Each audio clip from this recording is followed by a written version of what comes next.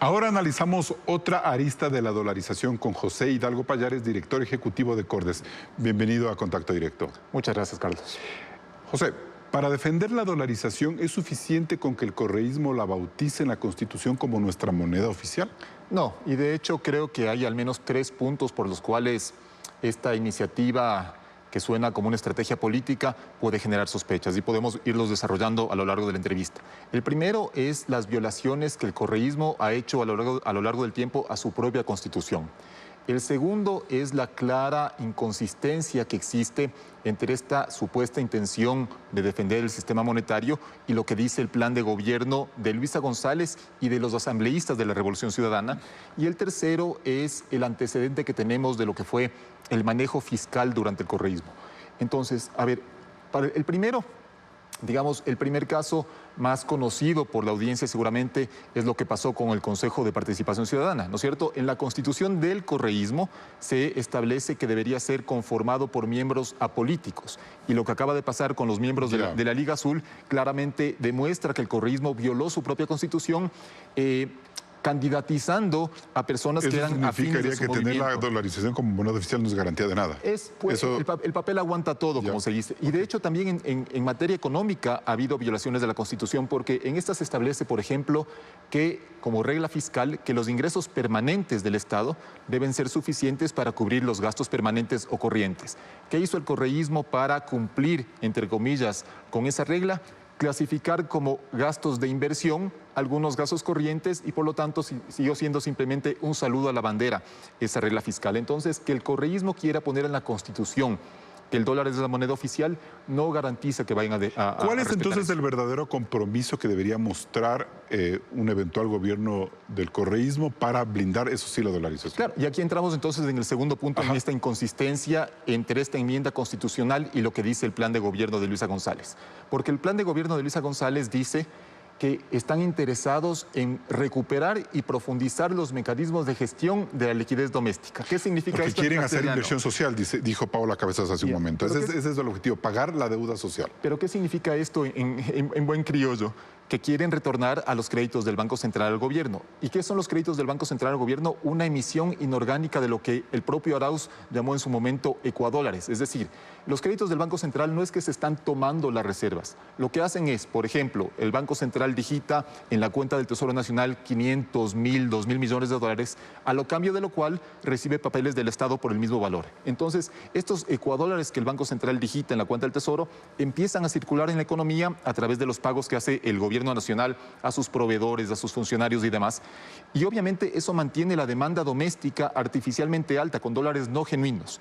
Y eso hace pero esos dólares voy al banco y los retiro. Si tú los retiras, obviamente vas a tener, hasta que las reservas aguanten, vas a tener respaldo en dólares de veras. El problema es que, entonces, al mantener artificialmente alta la demanda doméstica, las importaciones continúan a su ritmo, pero para hacer pagos al exterior únicamente puedes utilizar los dólares de veras, no los de ecuadólares. Y por lo tanto, las reservas internacionales, empiezan a caer de manera sostenida, como ya ocurrió durante el correísmo, periodo en el cual estas reservas internacionales, que son los activos líquidos del Banco Central, llegaron a ser insuficientes incluso para cubrir lo que los bancos privados tienen en el Banco Central. ¿Cuándo ocurrió eso? Esto entre los años 2016, 2017, hubo una insuficiencia de reservas internacionales. Pero no se cayó la dolarización, van a decir el correo. Ventajosamente no se cayó la dolarización, pero podemos decir que estaba tambaleándose.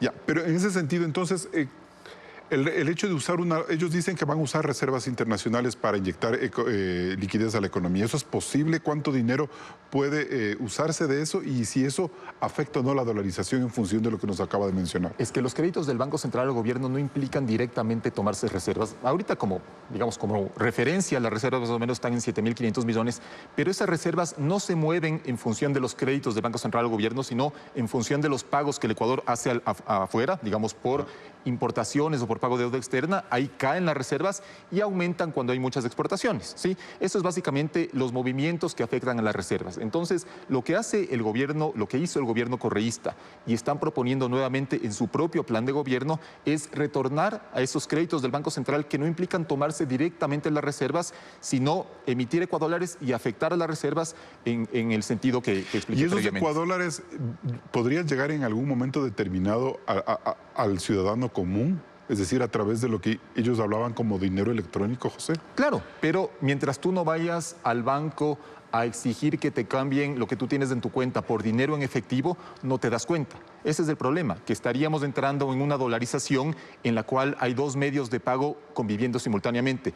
El dólar de la Reserva Federal de Estados Unidos y el ecuadólar emitido por el Banco Central del Ecuador. Pero ese ecuadólar, ¿sí puedo yo recibir dinero en efectivo si quiero canjear esos ecuadólares por dinero efectivo? Si es que todo el mundo quisiera canjear lo que tiene en sus cuentas, una vez que entren los ecuadólares en circulación, por dólares genuinos, obviamente no habría dólares genuinos para cubrir esa demanda. Entonces, ¿cómo se hacen esas transacciones? ¿Virtualmente? Únicamente electrónicamente, claro. Básicamente las transferencias están ocupando un porcentaje cada vez mayor de los intercambios entre agentes económicos, ¿no es cierto? Entonces, muy poca gente va al banco para retirar plata y hacer un pago. Pero los defensores de este modelo, como el propio Arauz lo ha dicho, y creo que también lo ha dicho el propio Diego Borja, es como cuando uno tiene una billetera, una tarjeta de débito de un banco, pero si yo voy al banco y retiro todo lo que tengo en mi cuenta, ese rato me dan los dólares. ¿Funciona igual con un dinero electrónico? No funciona igual porque cuando tú haces un pago con una tarjeta de débito o con una billetera móvil, se consume saldo de los dólares genuinos que tú tienes en tu cuenta corriente o en tu cuenta de ahorros.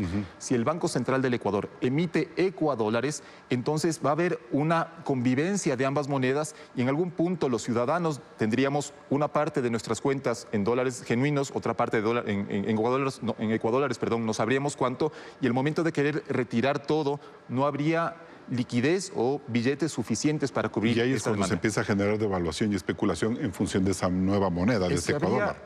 Habría una especie de tipo de cambio, pero perdón, porque no quería dejar de mencionar el tercer punto, el tema del manejo fiscal, porque finalmente otra amenaza grave a la dolarización es tener un manejo fiscal irresponsable, como fue la tónica durante la gestión del presidente Correa, que tuvimos un crecimiento exponencial del gasto y tuvimos déficits históricamente altos, en dolarización, incluso teniendo ingresos extraordinarios. ¿Y por qué significa esto una amenaza para la dolarización?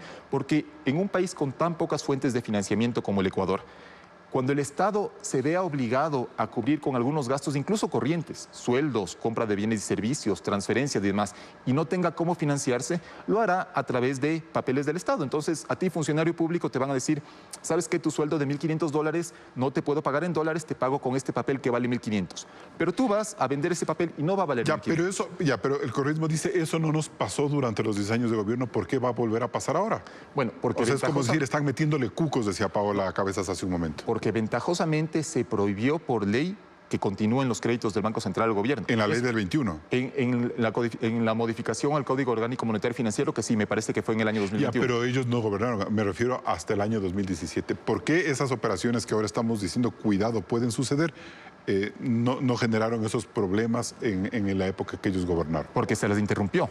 Ventajosamente no siguieron de largo, es decir, no es que al primer momento esto ya significa el fin de la dolarización, pero en un gobierno que tiene lamentablemente, o tenemos en la memoria su irresponsabilidad, darle una herramienta de estas características significaría seguramente que la utilizan de mala manera y llegamos a tener esta convivencia entre dos monedas distintas.